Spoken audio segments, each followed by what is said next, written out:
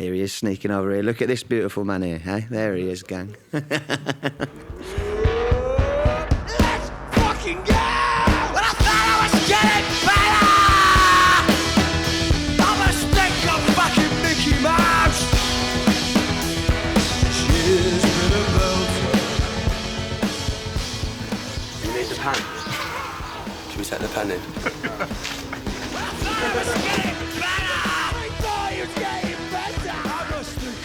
The Midlands is sort of the overlooked part of England. Even within our own country, people don't like the Midlands. There's always talk about the North and the South divide, and when big acts come to the UK on tour, they go to London, then they go to Manchester, then they go to Glasgow. They always miss the middle, where we're the second biggest city in the UK, and as a county, we're the biggest amount of people in the UK. So, you know, there's a lot of pride there.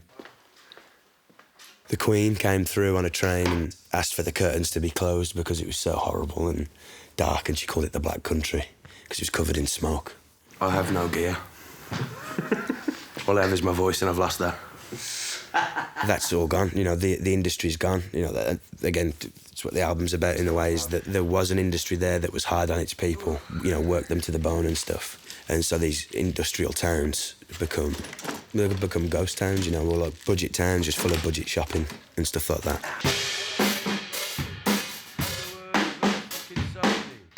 Someone who's grown up like so interested in art and you know, media and stuff, the Midlands is quite underrepresented.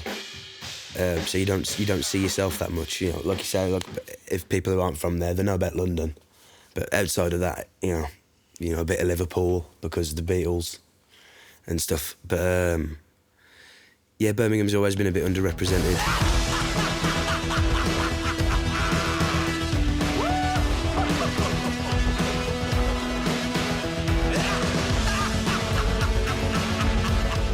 When we started the band, I was worried that because we use a lot of Midland slang and we've got a very strong accent, and, you know, a lot of Southerners don't like that. So I thought they wouldn't even like us outside of our own city. We're just trying to reflect our lives honestly in the music. You get taught not to like your accent from the Black Country in Birmingham. People take the piss out of it quite a bit. Actually, I think there's also that like working class generational shame, like really, when it comes to like being like a public creative or something. There's a lot of confidence around me standing up and using my own voice and my own accent and speaking more personally, you know, like taking the melody away and just speaking more personally, like in poems and stuff. Here's a poem. You ready, John? I am the mongrel bud of woman and man. I am the mongrel bud of land and street. I am the mongrel bud of tool and hand. I am the mongrel bud of word and speak. I am the mongrel bud of truth and lie. I am the mongrel bud of love and heat. I am the mongrel bud of dirt and sky. Joe's been my best mate since we were teenagers.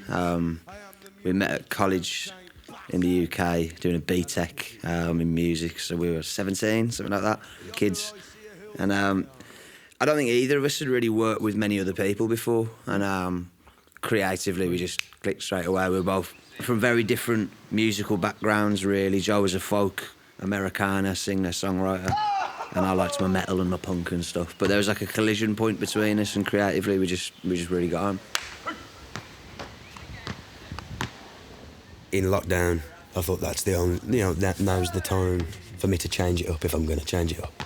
And yeah, just spending a lot of time working on that, getting into like some software and stuff and trying to figure that out and just experimenting with it all. We didn't work together in a band for about a decade, and then Joe called me up in the lockdown during the pandemic. Said he wanted to start a band. And, you know, we were getting a bit older. It's like, I know, I'm a van driver. I don't know if can I be bothered to do a band again? Do you know what I mean? It's a bit sad the older you get, maybe. Is it going to actually go anywhere? But because it was Joe calling me, I knew it was going to be good, you know. I've always trusted his creative flair, so he sent me the demo for this here, Ain't Water. And I heard the Midlands accent in it as well. The rain couldn't take a hint, the hail came down for days. This here ain't water, son, embrace the malaise. This here ain't water, just another cup of something, another tantrum beating on the roof. This here ain't water, son, and nor does it mean anything. Heed the word and be the living proof. The sun couldn't get out of bed, we didn't see it for weeks. I was in a big period of depression at the time, And as that passed, I've got to like reflect on that and how that's been there throughout my life and family members and just generationally through the area as well, and then socially through England. Yeah. And that's what took shape really as the album. I've always loved albums, so I always wanted it to be album-y album. Do you know what I mean? Yeah, yeah. I didn't want it to just be like a playlist. I've hurt my chops, they're strung up in the street. Everyone's on the jog, living off the beat. Ricky, Judge or Dog, it's all just city meat. Hanging in the shop front, strung up in the street.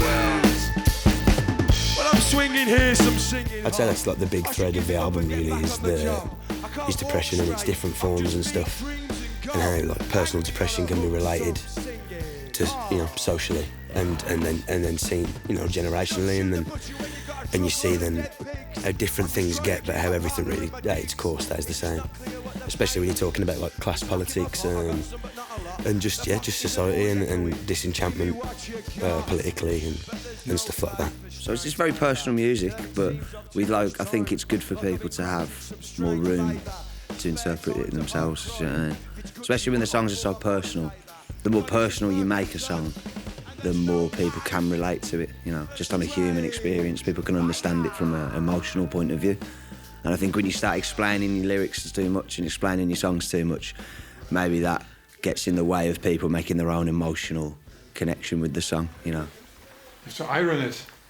Live TV, isn't it? I Yeah. need to get some welding. I need to get softer drumsticks. Sand it. You don't make a lot of music when you're in the depression. You know, it's usually hindsight, you know, and reflection and like, you know, picking it apart and putting it back together. That's your way of making sense of it, or at least, you know, as well. It's you can look at it as a silver lining as well, you know. Whereas if it is bad, you can at least find a thread in it there that I can use this for something else. I am a butcher's bin, looking up at you, a fresh bouquet of limbs. Kiss me on my placid will, bring to me my tea and pill, my husk atop your windowsill, stuck with ribbon pins. Toss my tongue to the dogs, with my shoes and my socks, with my cap and my coat. When we started this, actually, he used to say it was like leading me to the gallows when we did gigs and stuff. Like I used to like fantasise about like breaking my ankle or something, so I didn't have to go and do the gig. But over the last couple of years, as we've done it more, it's just completely changed now. Like I crave it now. Doing big special has given me confidence, like, which I haven't had before.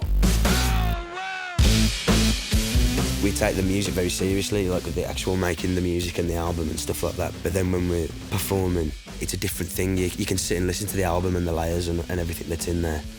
Whereas when it's live and everyone's in a room together, you want to just pump it out and turn it into joy, turn that depression into a connecting thing. Because that's the point really, is that like, if I've felt it, then you've probably felt it in some way.